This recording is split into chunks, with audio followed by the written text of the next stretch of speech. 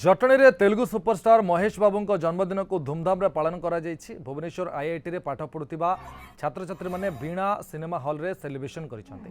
महेश बाबू superhit film कुदुडुकु release करबा पई पूर्व वीणा सिनेमा हॉल को निवेदन करथिले छात्र छात्री अनुरोध रक्षा करी फिल्म टी रिलीज करबा सहित आईआईटी छात्र छात्री पई हॉल रिजर्व रखा जायतिला।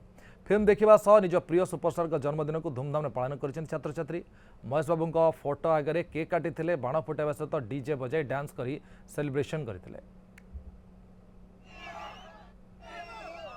Bhubaneswar, like we have re-released that Dukudu movie in this theater because Mahesh Babu birthday. We are doing celebrations and everything, and we are from Mahesh Babu Fans Association.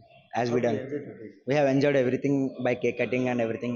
We are from IIT and today is Mahesh Babu's birthday, so we are celebrating by re-releasing the movie Dukudu. It's so amazing, the environment is amazing. I'm really enjoying the show.